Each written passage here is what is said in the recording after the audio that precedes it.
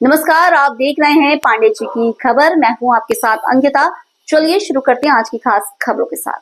राजकीय उच्च माध्यमिक विद्यालय हरासर भामाशाहों का योगदान। राजकीय उच्च माध्यमिक विद्यालय हरासर में प्राचार्य अनिल कुमार प्रजापत की प्रेरणा से भामाशाह श्री अर्जुन रामजी डूडी ने आज 50 ट्रॉली रेत विद्यालय में जहां पानी इकट्ठा होता था वहां भराव किया। डूडी परिवार ने पहले भी वर्ष 2005 में विद्यालय में पानी पीने के लिए टंकी का निर्माण करवाया था। विद्यालय परिवार इनका हार्दिक अभिनंदन करता है। सौंदर्यीकरण और रंग रोगन। इसी क्रम में भामाशाह श्रीमान पेमाराम जी और मोहनलाल जी बिजारनिया निवासी हरासर द्वारा राजकीय उच्च माध्यमिक विद्यालय में प्रेरक श्री मेघाराम जी डूडी प्राध्यापक की प्रेरणा से सौंदर्यकरण और रंग रोगन करवाकर पुण्य का कार्य किया गया है। शिक्षा के मंदिर की देखरेख करने वाले श्रीमान पेमाराम जी और मोहनलाल जी बिजारनिया ने पूर्व में भी घड़ी, अलमारी, दीवार पर तारबंदी, स्कूल में जहां दिन रात पानी भरता था वहां रेत भराई और रंग रोगन करवाया है और भी बहुत सारे कार्य करवाए हैं।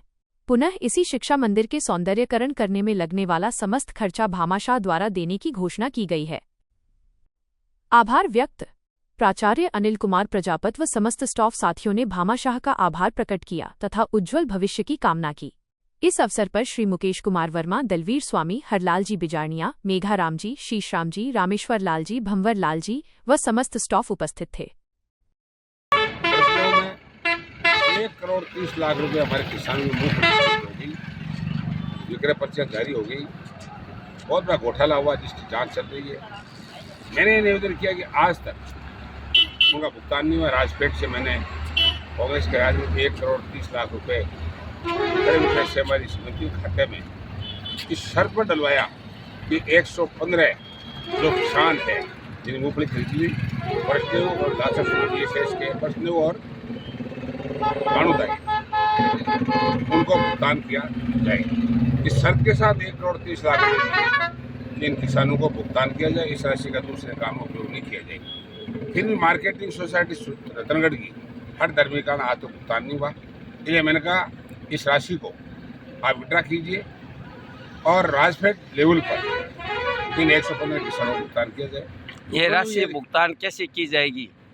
उन्होंने ये भी बताया और मैंने सजेस्ट किया कि भुगतान राशि आप विड्रा करके या जिला कलेक्टर को भेजें चूरू को या अपने लेवल पर मंगाकर सीधी किसानों के खातों में ट्रांसफ़र किया जाए, तब ये भुगतान हो सकता है। उन्होंने आश्वस्त किया कि मैं राज्य सरकार से पत्रावली शीघ्र ही आने वाली है और हम भुगतान करेंगे। हालांकि सहकारिता मंत्री ने मेरे इस प्रश्न पर विधानसभा में ये आश्वासन दिया था कि मैं शीघ्र 115 किसानों को मुफ्त भुगतान करा दूंगा। शायद मुझे लगता है कि एमडी साहब ने जो बात कही है उसके आधार पर इन किसानों को भी बहुत जल्दी 1,30,00,000 का भुगतान हो जाएगा। ये मेरी भेंट किसानों के आंदोलन के बाद जो हमारी राज्य सरकार लेवल पर एमपी साहब की और हमारे विधायकों की और किसानों की कमेटी की मीटिंग हुई उस दौरान भी मैंने ये बात उठाई और उसके बाद में व्यक्तिगत राजपेट से एमडी से मिला, तब ये सारी 3-4 बातों का फैसला करने का उन्होंने आश्वस्त किया है। मैं समझता हूँ कि जल्दी कार्रवाई हो जाएगी और किसानों का माल को कोड़ी भाव नहीं बिकने चाहिए। जय हिंद, जय भारत। घोषणा है कि इसके बारे में बताएंगे। ऐसा है कि मैं परसों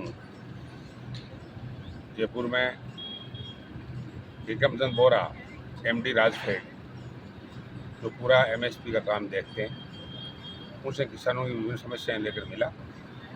एक तो ये लेके मिला कि पोर्टल दोबारा खोला जाए। राजलदेसर रतनगढ़ में बहुत कम किसानों के टोकन कटे हैं, सिर्फ राजलदेसर में 400-500 कटे हैं और पूरे राजलदेसर रतनगढ़ में सिर्फ 2,500 कटे हैं। एक ऊँट के मुँह में चूरा है।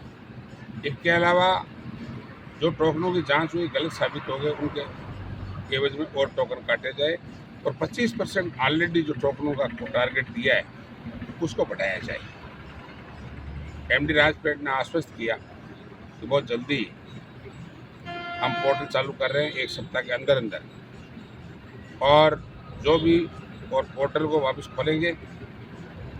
एमएसपी खरीद की मैंने बात की कि एमएसपी खरीद अब होनी बहुत ज़रूरी है, क्योंकि अब मार्केट में मूंग और मूंगफली कोटी के भाव जा रही है 3,000 और 4,000 रुपये भाव हो गए।